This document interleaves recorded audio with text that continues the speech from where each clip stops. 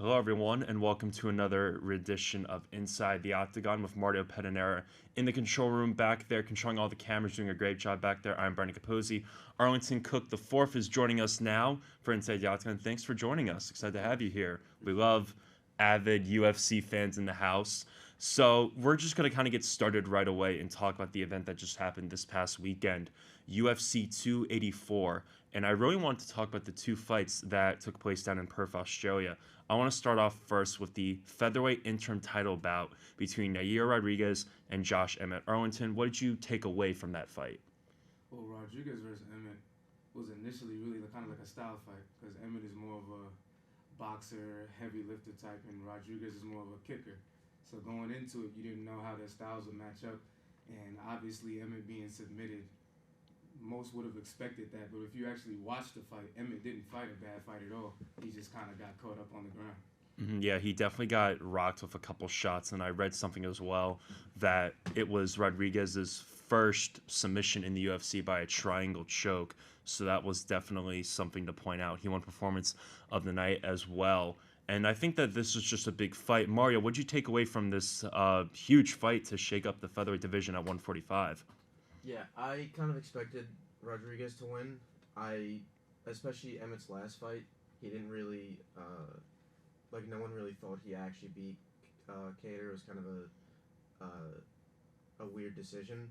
And someone like Yair Rodriguez, who's like kind of catching his stride right now, and he's almost beat, or he had an amazing fight against Max Holloway almost a year ago now. So I was expecting him to kind of go in and do exactly what he did and just dominate, like we talked about when we were previewing it.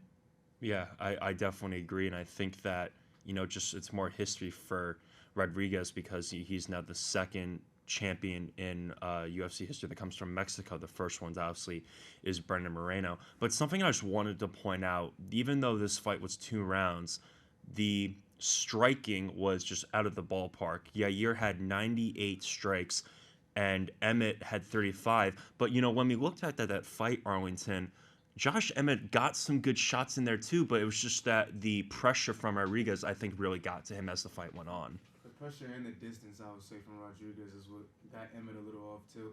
But if you can even remember from that first round, anytime Rodriguez had to exchange and Emmett caught him, Rodriguez understood the power and the dangerousness that Emmett does have. Yeah, and this was just a definite, fight that, everyone thought, Josh Emmett could have won. Obviously, Yair Rodriguez could have won.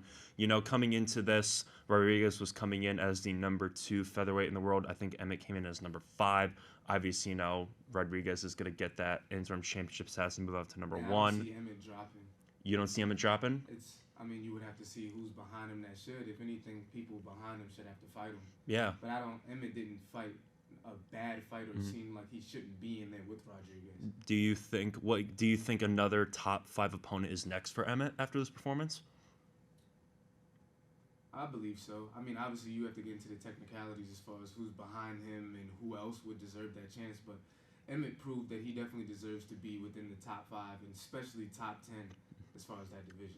Mario, what do you think about in terms of Josh Emmett and what's next for him? Obviously, we have Max Holloway and Arnold Allen having a big main event coming up in a couple months. Do you possibly see Josh Emmett taking on the winner of that fight to see who's in line next to take on the winner of Volkanovski versus Rodriguez?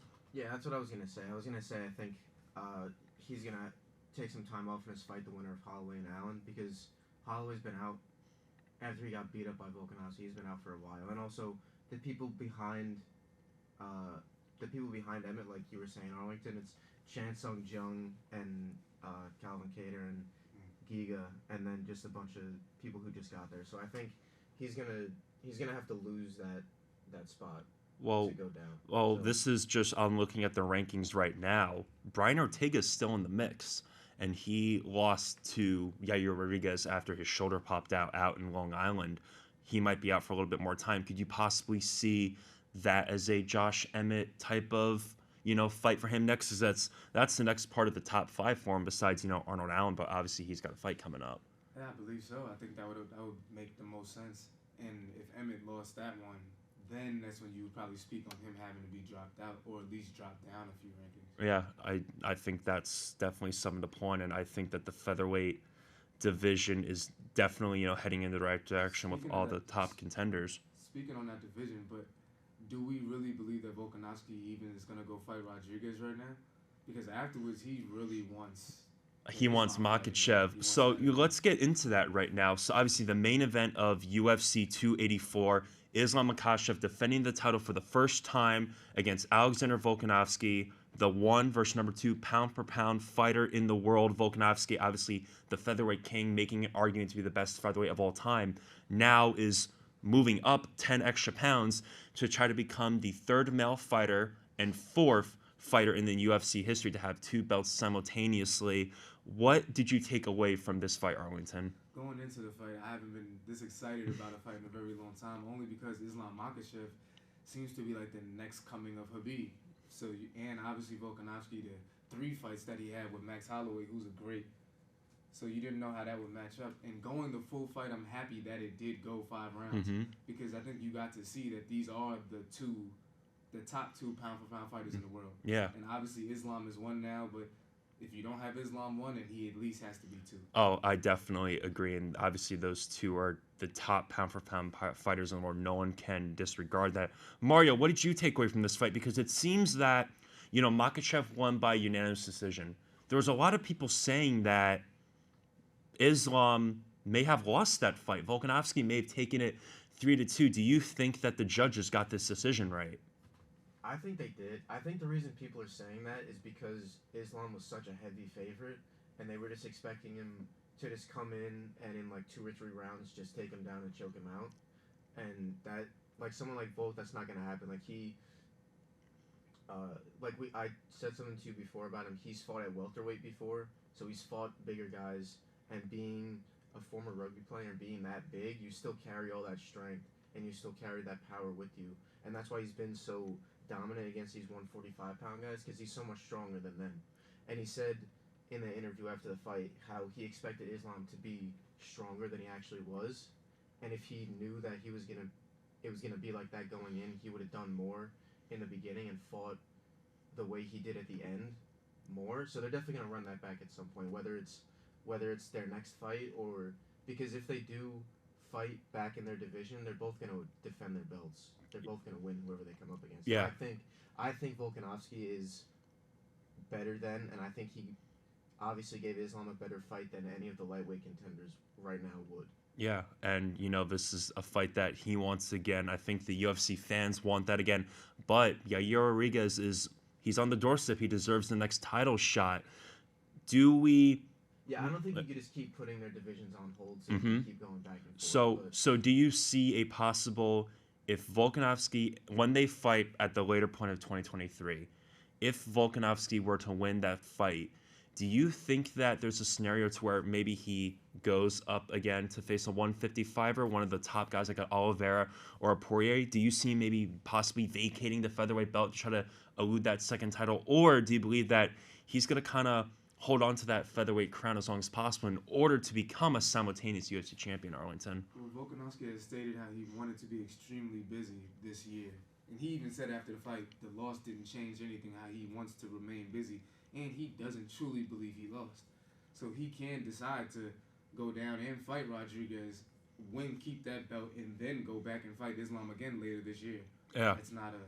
Yeah, I definitely think that it's a possibility because, Oliveira is going to be fighting in a couple months against Beneil Dariush. Dustin Poirier's been on the outs for a little bit. Gaethje and Fiziev are going to be fighting up in London at the end of March. So obviously, when you kind of look at it, the division is kind of open for Volkanovski. It depends on more of the timeline of when both fighters want to fight to unify the featherweight crown.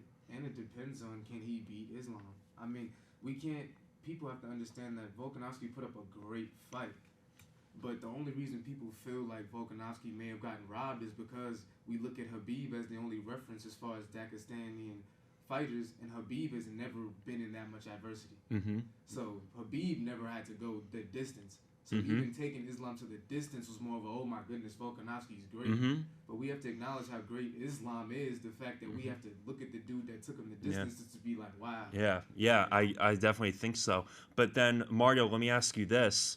Another fight that's going to be happening at the latter point of 2023, Conor McGregor makes his long-awaited UFC return against Michael Chandler. Do you see a scenario if Alexander Volkanovski and Yair Rodriguez wait maybe to like May or June to fight again for the featherweight bout, and if McGregor and Chandler fight maybe in July or August? Do you see a scenario to where they're going to put Volkanovski on the outs and give the title shot to the winner of McGregor versus Chandler? I was just about to bring up that fight. I think if Chandler wins, I think this fight, it looks like it's built to give McGregor another title shot, because if Chandler wins, I don't think they're going to give him another title shot, but if McGregor wins, he's immediately getting another title Mm-hmm. shot. And No. I think because they want to have Islam versus Conor for the Oh. title, I think the UFC wants that fight, because that'd be a gigantic fight. That would just And be also because Khabib said, he said, I'll only come back if McGregor has the belt or whatever. Like, they just want those two to fight. oh, They're trying to get I that think that this is the road to do that. them being associated too, I think is just a big takeaway from this entire fight in general. So let's wrap it up here on this edition of Inside the Octagon. What's one point that you're gonna take away from the two title fights we saw at UFC 284? One of the main points I'm going to take away is that Islam, we don't know what he can become, especially after such a hard-fought fight. All he's going to do is look at himself in the mirror and understand, oh, I need to get extremely better in these certain areas. Mm-hmm. And we have no idea how great of a fighter that can look like. Okay, and I'm gonna go the lightweight route in the sense that I think Volkanovski proved that he can fight anyone in the lightweight division. I can see him competing with the Poiriers, the Oliveras, the Gaethjes, the Chandlers. I think that he really proved himself, and I know that we're going to be seeing him again in the lightweight division very shortly. Mario, what's your takeaway from this past weekend's event? I was gonna say the same thing. Like, Volk can fight any lightweight. Like, he would pick apart Michael Chandler and someone like Justin Gaethje, I think. So because they fight like crazy, and he's just so good at keeping himself out of danger, being fast on his feet, and his ground game is like he said. Like, Islam didn't take it as seriously, and I think also that's kind of why the fight went the way it did. I don't think Islam took Volk as seriously as he should have, and didn't think it was gonna be that way. He thought he was just gonna be able to bully him, and he wasn't able to do that. So I think whenever these two are probably gonna fight again, whenever they do, it's gonna be a lot different. But I think Volk proved that he's obviously, if he's not the best pound for pound fighter, he's at worst the second. It's these two, and Yeah, that's what this week they are both definitely the top two pound for pound fighters in the world. No one can debate that. I'm very excited to see what happens for the rest of the year for the featherweight and the lightweight division. I know you, Arlington, and Mario are as well. That's going to wrap it up here for this edition of Inside the Octagon. Mario Pedinero doing a great job in the back. Arlington Cook the fourth. I'm Brendan Capozzi saying we'll see you next time on Inside the Octagon.